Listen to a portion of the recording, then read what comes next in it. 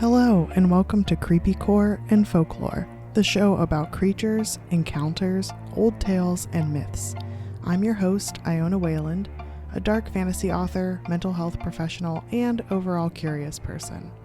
I want to join other spooky souls and hear about these unusual stories.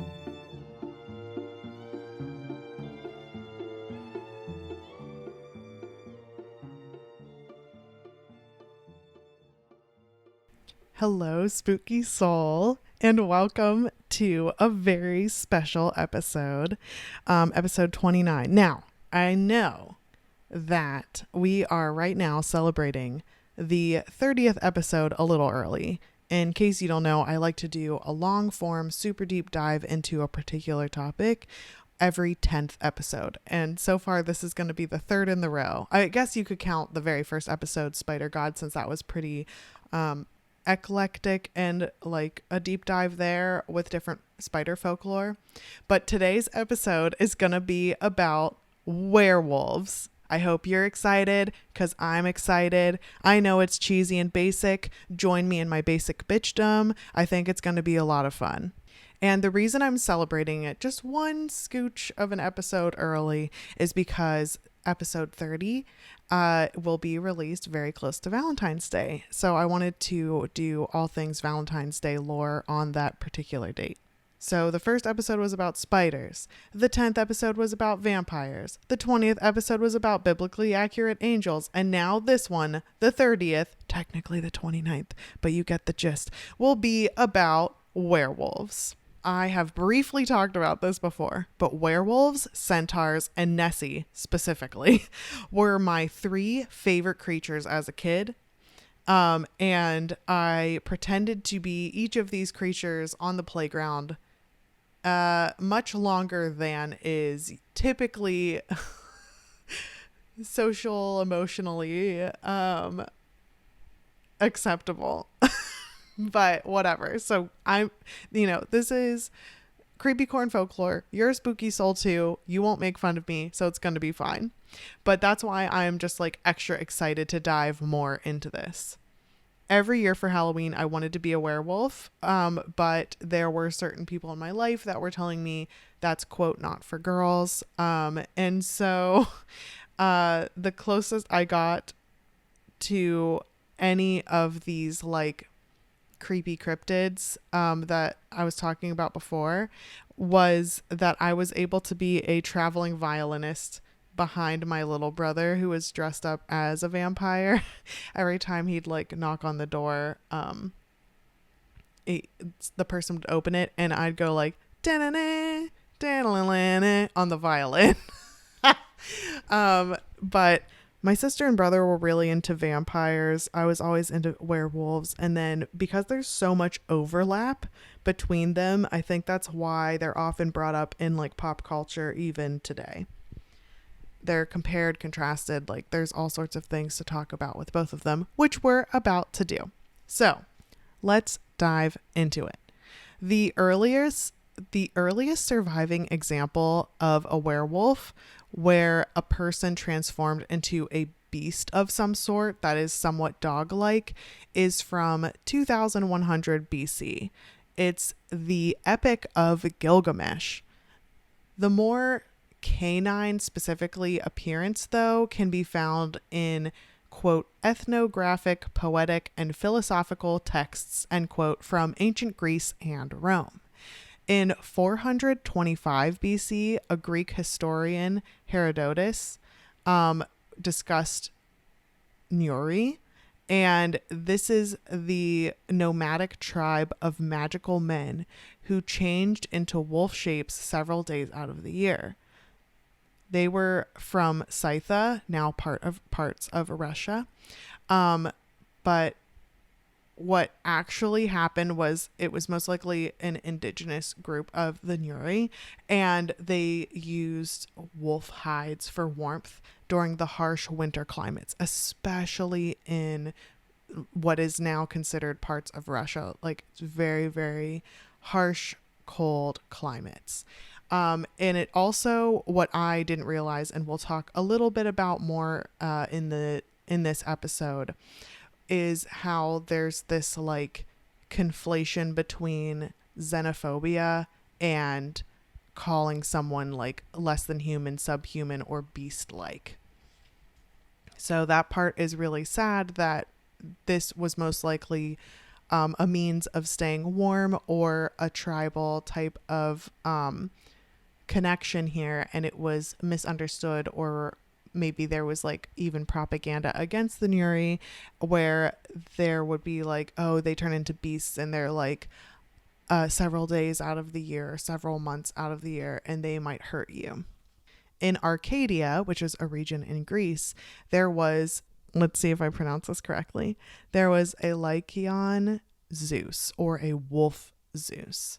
And what would happen is that if a person would, quote, taste one bit of human entrails minced with other victims, they would be transformed into a wolf, end quote. There is some evidence that cult members would mix human flesh as a ritual sacrifice to Zeus. And this was in an attempt to transform Zeus into Wolf Zeus. So I thought that was very interesting. This kind of like, oh, I need to trick a god is something that carries through to several different types of lore, not just related to werewolves or were creatures where the person transforms into something or a beast of some sort, but this particular example is one of those examples of trying to trick a god. So there was this mythical king of Lycaon, and this is from Hyginus's Fabulae, it looks like fable, and Ovid's Metamorphoses. The Fabulae, or the fable, tells a tale of how there were sons of Lycaon, the king, and they sacrificed their youngest brother.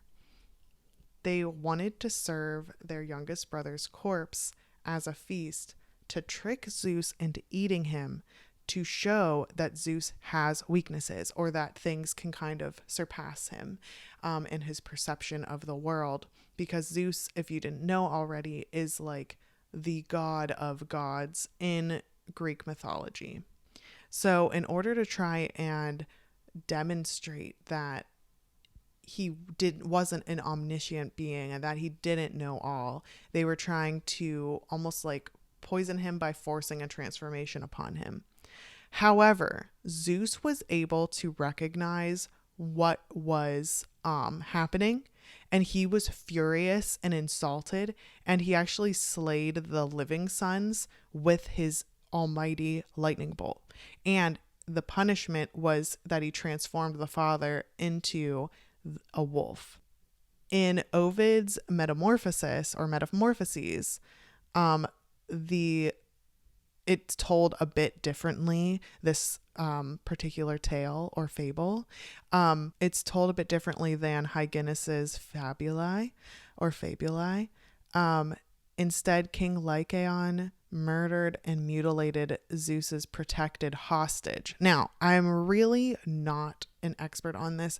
I don't know what a protected hostage is. From what I could gather from context clues was that it's kind of like a translation of Zeus having mortals or even other gods that were like in witness protection, I guess.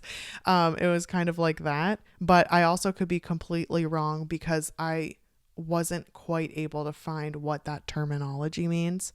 And instead of the sons murdering their youngest brother, and then they were all slayed with a lightning bolt, and then the king was turned into a wolf. Instead, it was that the king himself murdered someone of importance that was taken hostage by Zeus, but the consequences of being slayed by a lightning bolt and being changed into a wolf were the same. Something that is a very common theme regarding the undertone behind werewolfism is that there was this depiction of someone acting amoral, and this immoral behavior cause the person to transform or be cursed into being a monster. So it's kind of this thought process of the outsides matching the inside, or the outside matching the sickened soul as a but however, that is a very deadly ideal to hold through, though, and that does end up breeding xenophobia and a bunch of different like isms. So, for instance, in the late 20th century, someone who was considered immoral was conflated with visual monstrosities, whatever that meant for that time period, and whatever that meant for the 20th century society of what norms are and what beauty is and what ugliness is or monstrosities are. So these biases are showed and assumed that those who don't match the contemporary beauty standards are said to be subhuman, dangerous, or animalistic. So, for instance, minority groups of all kinds, depending on where this was showing up, there's whoever is like colonizing at the time, or whoever has the majority of the power in a society dictates what beauty is and what beauty standards are, because it's you to survive in a type of society, you need to kind of like often people will need to conform to what their ideals are, and this ideal of beauty and this lens of like what is beautiful is good, you almost have to like match what the beauty standards are, or you're going to be seen as quote bad. So if you're a minority group, physically you may look quote different than what whoever is in power and whatever they deem as beautiful. And so this kind of like like what is beautiful is good and what is ugly is bad is kind of like just amplified the prejudices of the time, and for professionals to state that there was something wrong with that person and that they were justified in thinking the way they are. And it's kind of like, oh, you know, of course I'm right. Look how ugly they are, or look how different they look, because difference doesn't always equal ugliness. However, in this case, it's conflated as the same thing. So there was also this push for like a quote cure.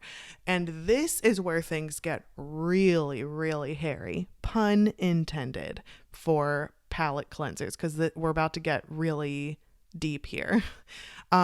So this whole like we need to cure the ugliness, whatever that even means, creates a caste system, because what they're describing are things called phenotypes, or things that people are born looking like, features, physical features that can physically be seen by other people. However, these physical features that should be met with neutrality are ended up being met with prejudice and assumptions that what their physical features mean that they are good or bad. So this caste system is just reinforcing the ideology that I don't think they look pretty or they look different than me, and so I can treat them as subhuman because just look at them. They match up with the werewolf imagery. So sometimes this werewolf imagery would match anti-minority group stereotyping propaganda. Werewolves are not the only like cryptid or like cryptozoology thing that matches anti insert minority group here propaganda, but that's what we're focusing on today. But different things like goblins representing anti-Semitism. Like there's, of course, I was talking about many different things that were propaganda for anti-indigenous groups. Like it can get really, really messy. So switching gears here, in Nordic folklore, there is the saga of Volsungs. There was a father and son that discovered some wolf pelts, and the father's name was Sigmund, and the son's name was Sinfjordli. So What they discovered was that finding these wolf pelts turned the people into wolves for 10 days. Does this sound familiar or what? Because it kind of sounds like the Nuri to me. And it's kind of like around that Scandinavian area, even though it's Norse, but still. It's interesting how certain folklore like has etymology behind it. So the father and son rampaged through the woods as wolves. However, the longer they kept the pelts on, the more bloodthirsty they became and the more animalistic they became. And the father accidentally attacked the son severely and it said fatally wounding him. However, a messenger of Odin that came in the form of a raven gave the father a leaf with healing powers. And the father was able to lay that leaf on the wounds and bring Sinfiotli back to life. It's very interesting how there's a this undead type of a twist to it now, or a resurrection type twist to it now, with this particular description, because this is starting to dip kind of into vampiric folklore as well.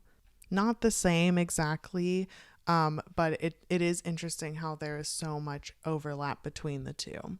El Lopison, or the Luison, is specifically a South American werewolf. This is seen in Argentina, Brazil, Paraguay, Uruguay, and it's a belief that the seventh son of a family of all boys would turn into the Luison on nights of the full moon, especially if the full moon falls on a Friday. Even the Argentinian president, Juan Domingo Perón, strongly believes in this myth. It kind of reminds me of I forget what it was specifically, but there's folklore. I remember saying like, oh, I think it was in the Numbers episode, like the Lucky 13 episode, where we talk about all these different numbers, specifically 13 and like the superstition behind it, but also there are like positive connections with it and stuff like that. And I think, if I'm remembering correctly, the seventh son of a seventh son like would have like magical powers or something like that. Man, I need to listen to my own stuff, because apparently once I research it, it just goes right out of my brain. But I just think it's interesting that like, so I know I've talked about it before, but I'm a mixed race person, and my ethnicity is Latine or Latinx or Latina, and specifically Central, like American and South American. But like Latinx groups are extremely superstitious. At least that's how my biological family is. That's how there's a lot of friends of the family that are Latino, and they are often superstitious with certain things.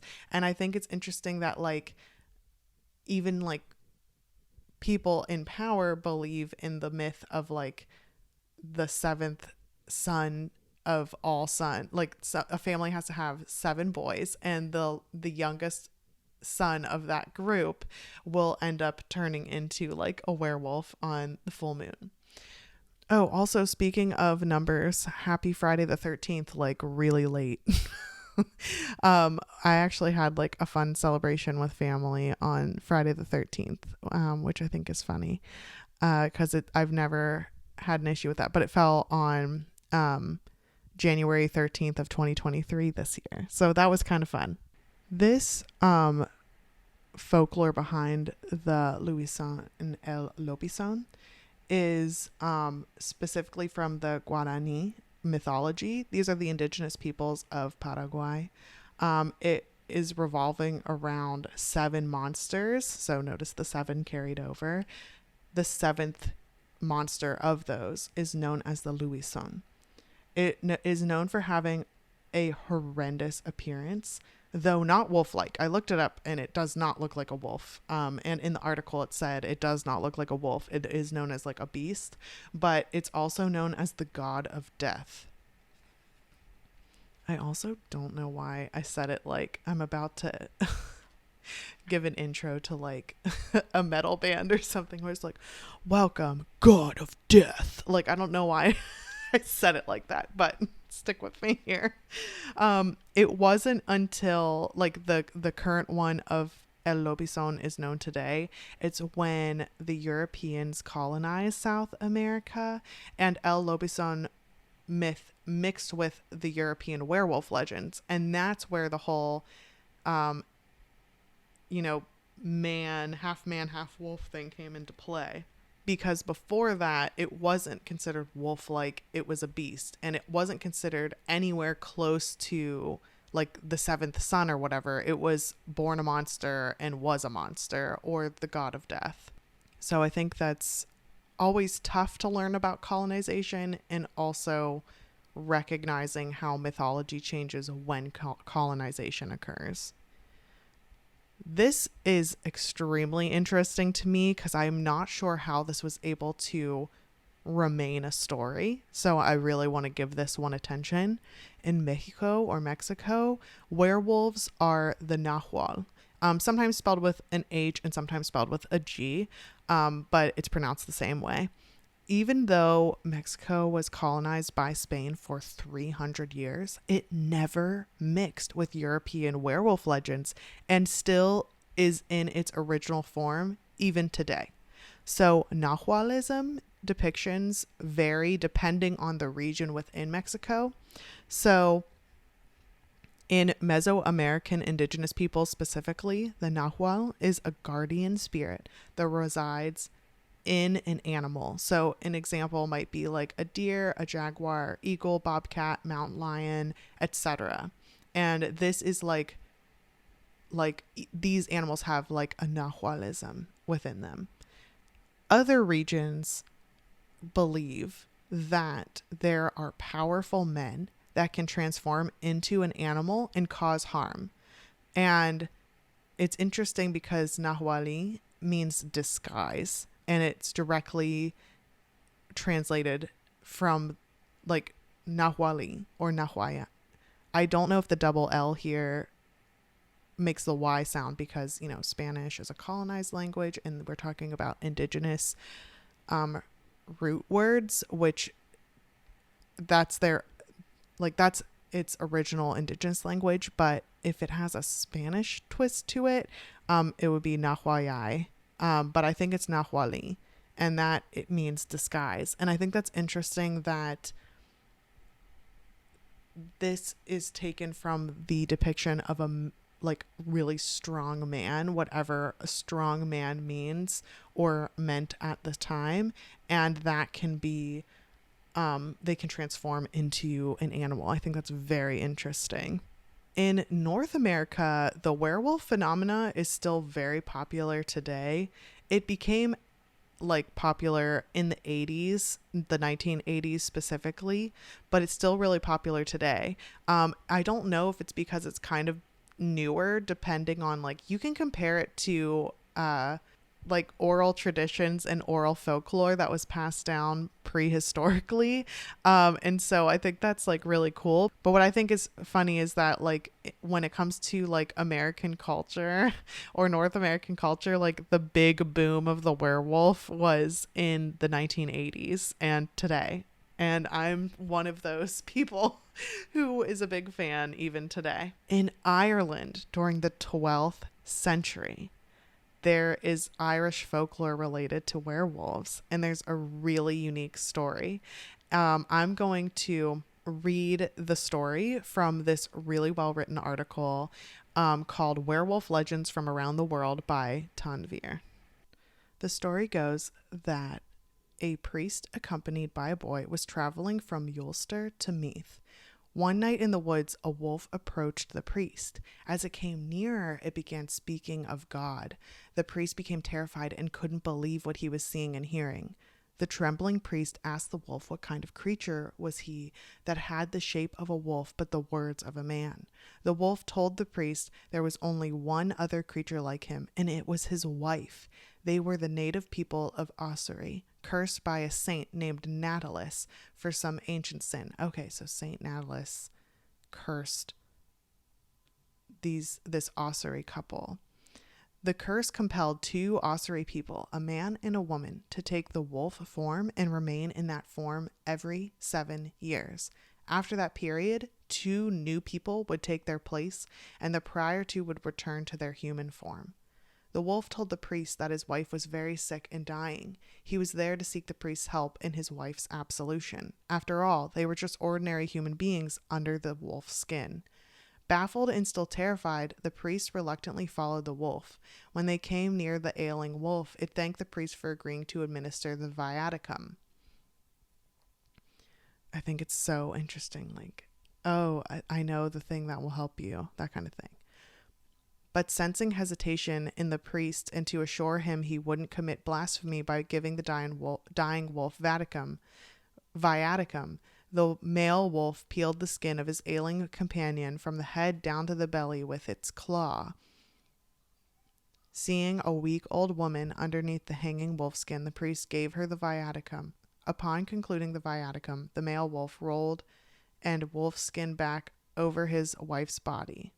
After his wife basically consumed the viaticum, the male wolf rolled the wolf skin back over his wife's body. The old woman remained to her wolf form. There's also like this really strange, like kind of haunting depiction of this. I think it's very odd to look at.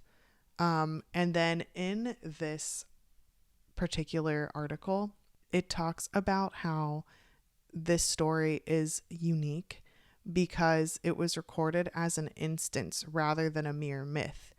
And it even got it was recorded as something that definitely happened.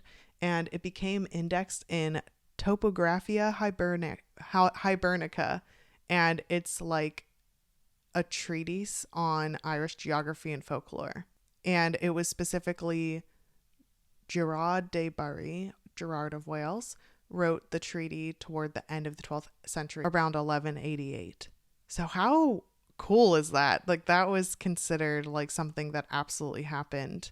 And it makes it a bit even though I'm calling it folklore, to kind of a traditionalist or to the people at the time, even, this would be considered an actual happenstance. It also makes me want to look up what viaticum is real quick, because I wasn't sure. I thought maybe that was the holy bread, but let me double check that.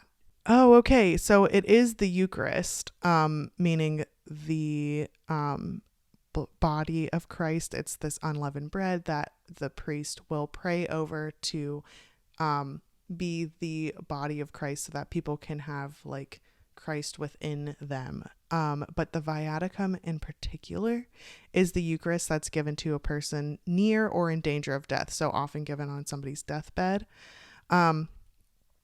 And I think that's very interesting that this priest was really scared, but he saw the humanness within the wolf.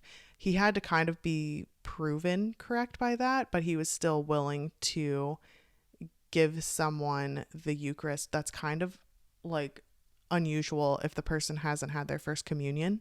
That's also oddly progressive, because typically what would happen is that Christianity and Catholicism in particular would often people would kind of be forced to join the church or be considered an outcast or run off of the island. And I don't know very many specifics on this, and this isn't the same thing because Scotland is different, but there was the Scottish Highland clearances that's really sad, that a listener wrote in about. It made me pretty emotional to read about it, and to talk about it. But it's important to remember that kind of history, and just taking a second to recognize how this particular story was written down as fact. So people believed that this was a happenstance that occurred, and that this priest, traveling with meager people, I think they just had a young lad basically there, and not much supplies, was still able to see the humanness beneath the wolf skin. I mean, I might be off on in symbology land here, but the Osiri people were described as being indigenous, and like we talked about before, there was a lot of anti-indigenous, anti-minority, anti and xenophobic depictions in werewolfism. So I find this like fascinating that like instead of this priest being exclusive with the body of Christ and what he believes will give someone like absolution and the ability to go to heaven, he shared it with others, like quote others, like an othered person. And I think that's really, really powerful stuff right there. Just being able to see the humanity behind the creature that you're told to see, I think is a beautiful thing and a beautiful sentiment to take away from that kind of story. In Eastern Europe and Slavic countries in general, the werewolf and vampire myths have so much overlap in those like Eastern European countries. So I went over specifics about this in episode 10 called Revamp the Vamp. But to give some examples, there was the Vukodlak, in that's Slavic, the Vikodlak in Czech, and then the Vikoslak in Serbia, and then the Vrikolakas in Greece as well. In the Revamp the Vamp 10th episode, I refer to all of them as either, all of these that I just listed are referred to as either vampires or werewolves. Like there's not really a separation between them. So I do cover what each of those are in the Revamp the Vamp episode. And what I think is really interesting, because I didn't know this when I was doing the 10th episode, but now I'm older and wiser. And this article said that each of those words all translate from the root of wolf's fur or wolf's hair. So maybe those all were or not vampires, but all were werewolves.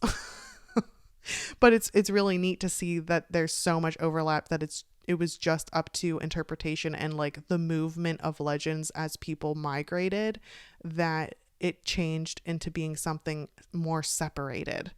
The whole thing surrounding werewolfism also had a bit of like a popularity boom in 1500s France. So I'm going to get more into this now so that I can kind of fully flesh out what I'm talking about. But I also want to be tactful when I talk about this, because this is where like there's kind of a true crime overlap, and this isn't a true crime podcast at all. So I just want to make sure that I'm being very like respectful. But there were several French men within the 1500s. They were like, they didn't work together or anything like that, but they were their own people. But they claimed that the horrible deeds that they did was because they could transform into wolves, or they were werewolves. So 3 of these men that happened at all different times during the 1500s was Pierre Bergot, Michel Verdun, and Giles Garner. And Giles Garner was specifically called, quote, the werewolf of Dole, or Dole. So all 3 of these men at different times were persecuted for serialized murders of children.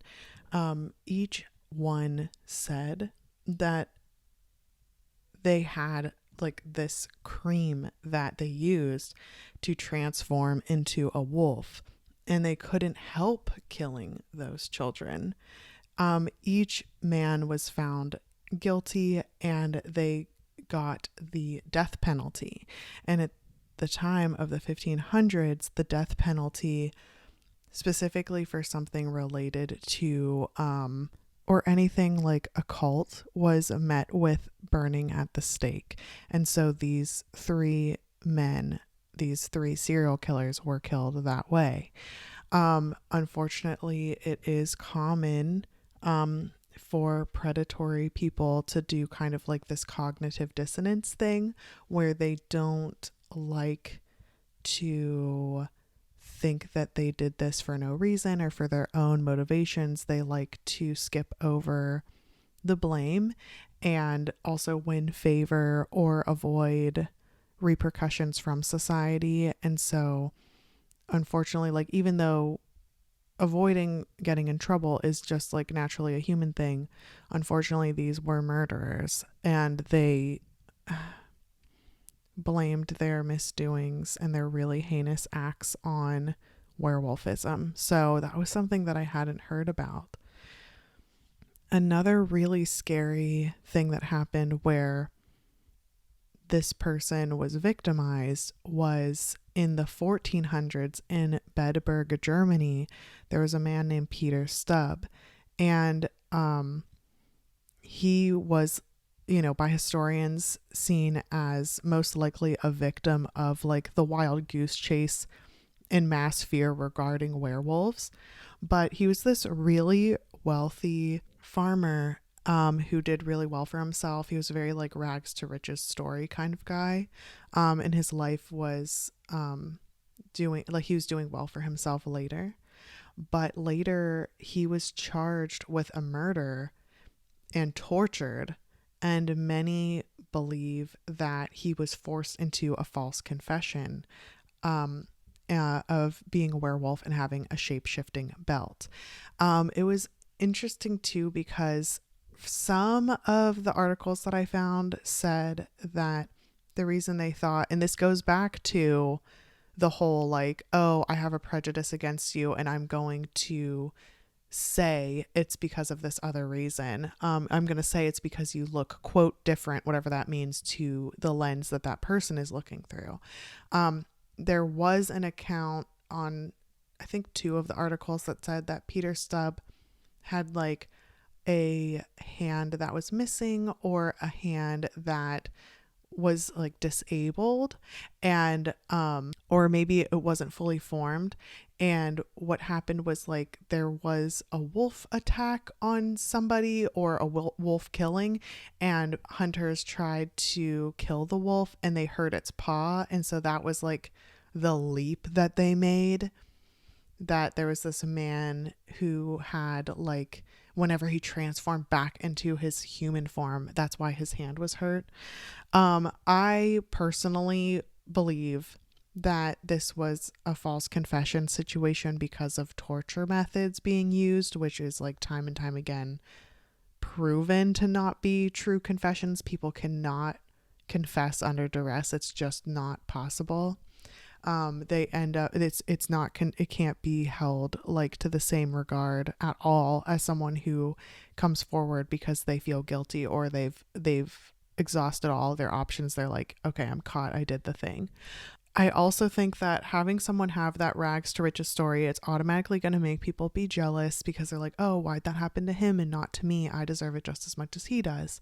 And if someone's jealous of somebody, that's okay, because it's like they do deserve to have wealth and health and happiness.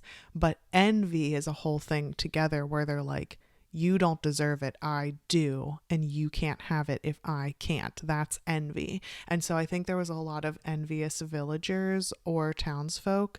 And if it is true that Peter Stubb had like a disabled hand or a disability of some sort that affected mobility or something, then there's already prejudices around disabilities, obviously, like still very alive and well today, unfortunately. And seeing this man go from rags to riches plus having plus being disabled potentially, that could also add an extra layer of xenophobia, ableism, envy, of course. Like all of these things combined would cause maybe people to want to bring his downfall. And unfortunately that did manifest itself. And he was murdered for his for the torture that he went through for having a disability. At least this is what I'm coming to, my opinion of the situation. And again, I'm not a true crime podcast at all, but this was in the historical articles related to werewolves, and I just thought that it give a perfect example, an unfortunate and very sad and horrific example of how people used the way people physically looked, and if it was deviated at all from the majority or the power holders' lenses, then there was like their lives were at stake or their well-being was at stake. There are many different kinds of theories behind werewolves. So some people believed that there are shapeshifters and they can transform into beasts at will. Some think that it comes from a curse, like if someone was cursed by God or gods or by an occult entity or something like that, then they are cursed to shapeshift. And usually this is without being willing to do so. They would very suddenly and unplanningly shift. Some believed that werewolves would use an enchanted sash. So like the sash, a cloak or wolf pelt, or in the case of like what Peter Stubbs said, where he was like, oh, it's a magical belt, or the serial killer said, where they're like, oh, it's a magical cream, where they were like, this enchantment of this object means that anybody could be a werewolf. And then, of course, the one that I've heard most often was some are said to transform under the light of a full moon. Even more so if there's like a full moon on Halloween, which is very rare, but like happened just, I think 2 years ago that happened. Or a full moon on Friday the 13th, like specific dates and solstices, stuff like that, where there's like a full moon. It's said to be an even more intense shift, or once they become a werewolf, then they're even more aggressive. There are some historians that think that there may have been medical conditions that were the basis or the root for describing them as werewolfism. So, for instance, there was Peter the Wild Boy, and this is again sad. This was back in 1725. He was seen wandering around the German forest on all fours, and he was, this said adopted by, but this is not what adoption is, so I'm not going to use that verbiage. He was taken by King George I and then passed down to King George II and kept as a quote pet. I find this really disgusting. Like, I honestly feel sick saying this, especially because on top of that, like, there was most likely a medical condition called Pitt-Hopkins syndrome that wasn't like named that until later, but it's said to have like maybe some physical differences in the face. Verbal language is tougher to use or not usable, and then the movement of the person with Pitt-Hopkins syndrome is said to be like a little bit jolting or like uneven. And I just think it's not just Pitt-Hopkins syndrome that does this. Like, there's so many different like neurodivergences or divergencies, and then like other kinds of syndromes as well, and disorders and disabilities that would cause like an appearance to look a certain way, or movement or language to look or sound a certain way, that just like the person's already set up for prejudice like that. I just think it's, I don't know, that just anything royal related, I get really, really mad, if you can't tell. I just think there's like there have been just people in power that have really abused it, and a lot of that I've noticed has been like royalty. Oh, King George the First and Second, you can't own humans. That's not good. Like, come on. Another medical condition that werewolfism could come from, like the stories behind werewolfism that could come from, is lycanthropy. That's a psychological condition where people think that they're changing into a wolf or some other animal, but wolf tends to be the most common one, hence the name lycanthropy. It could have also come from food poisoning, which, I mean, I've had food poisoning once in my life and I felt like I was gonna die. I was like, and I only had it for like, I want to say like 12 hours, maybe a little longer than that. Maybe it was a day. I can't really remember now. But all I could do was like lay there and basically barf. Like I couldn't, and other things happened. And it was awful. And now I can never eat at that particular place ever again. And I'm not going to say the name just in case I'd get in trouble. But I think it's pretty common for this particular chain place that people get sick from it quite a bit. But I don't know why food poisoning would be that unless it was like the lurching, like convulsions, or like the throwing up might be something where you're like, oh my gosh, they're transforming, you know. But the only thing I was transforming into was like, I felt like was like a molded log. Like that was the only thing I was transforming into. I don't know if that makes sense, but that's how I feel about that situation. Just a moldy log.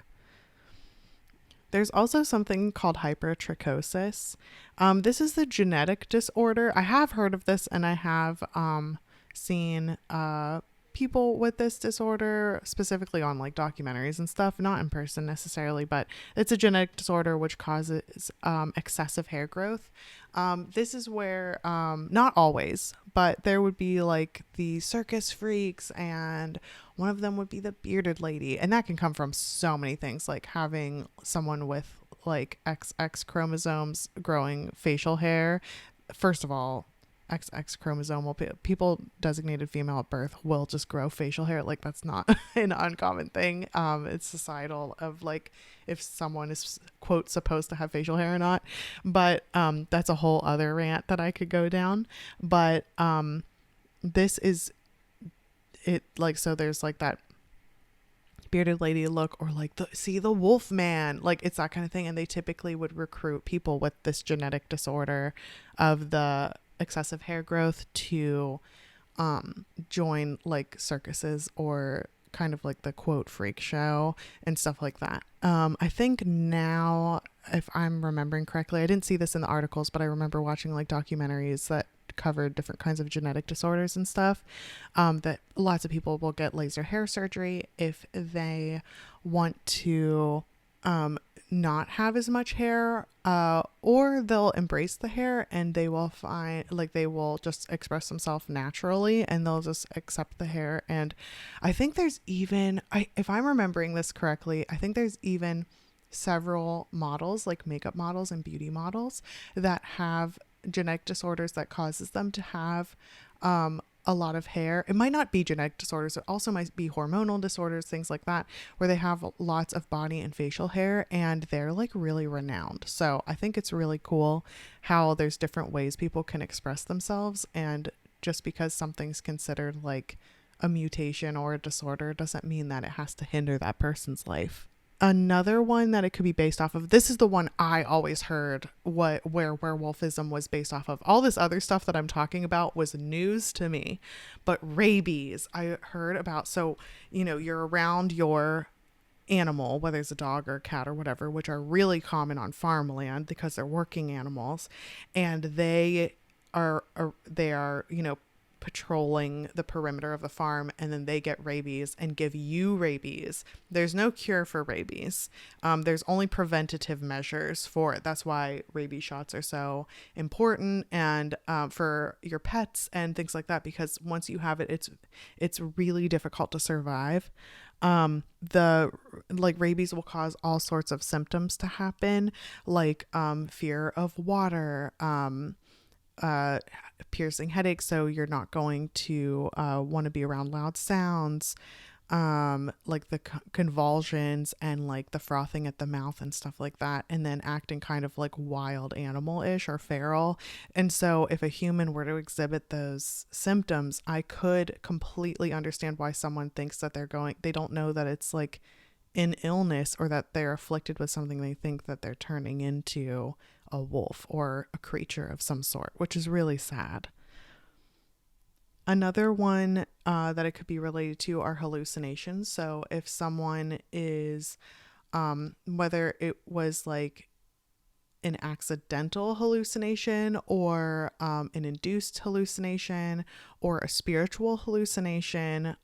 It can cause people to connect with certain types of animals or think that they've turned into them or see through the point of view of, like, let's say like the wolf or something like that, and they will report feeling like that. And so they may have thought they changed into a wolf, or spiritually they did turn into one. And then they report back that experience. And also on the flip side of that, instead of the hallucinator's point of view, the person overseeing someone who is having a hallucination could think that they are transforming as well. Because these medical and psychological conditions could happen to really any human at all, that means that werewolf stories and legends have been around for quite some time. I did not realize how much of an overlap there was with the wild witch hunts, where mass hysteria would cause an entire village, town, city, etc., to turn on and target like one person or a small group of people, typically minorities. Also, I didn't realize that it was often an explanation for the deaths of people and livestock. I think that it's sad to grieve and to wonder like why something happened, and if the brain starts to decide like, oh well, only the most like feral of creatures could have done this. It's kind of like a way for the brain to grieve that kind of sudden death or loss. But for example, in the 16th century, the French killed more than 30,000 people for suspected werewolfism. And it was such a prevalent problem that they called it the lycanthropic terror. If you want to read more, because I didn't want to get into specifics of certain things, but if you want to read more about lycanthropic terror, the examples of this are in the last resource link that I'll have in the show notes, because I know that there's often a lot of true crime interest by spooky souls. So if you want to check that out, it'll be the last link.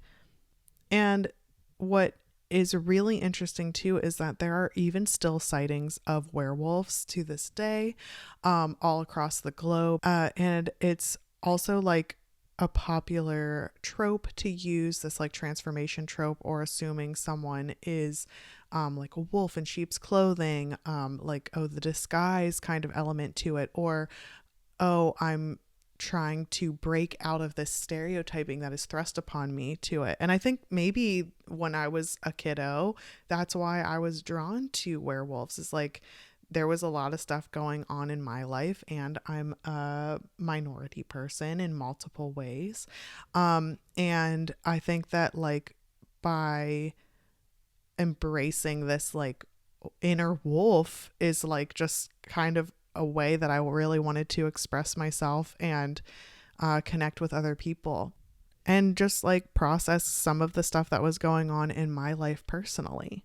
So what are your thoughts on all of this? Because I know that was a lot of information, and it took on more of like a psychological philosophical route to it, and there were like humanity type themes there, and there was some sociological elements to it, of course, as well. So I would really love to know what you think about all of this information, because my mind is still like buzzing from this kind of research. It really surprised me. I thought it would be more like Revamp the Vamp, where I'm kind of just like listing these things, but it had like so many nuanced layers of like undertones and like reasons behind why this was such an like sometimes an issue, but also sometimes like, I don't know, like a societal like shift too, like it's signs of society shifting. It was very, very interesting to me. So I really want to hear what you think too, because I'm sure I like missed some,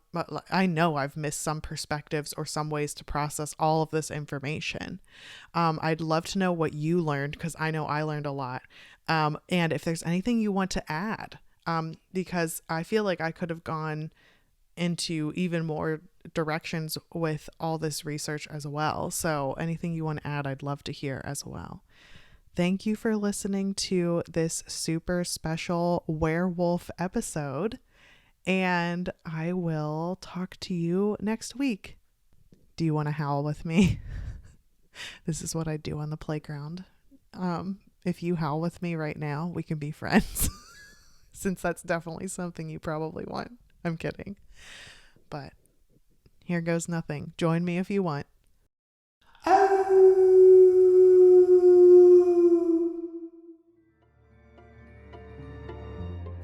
Thanks to all you spooky souls out there for listening to Creepycore and Folklore. Follow on Instagram, Facebook, Twitter, and TikTok if you're looking for more uncanny content. If you have your own tales to tell, you can email creepycoreandfolklore@gmail.com.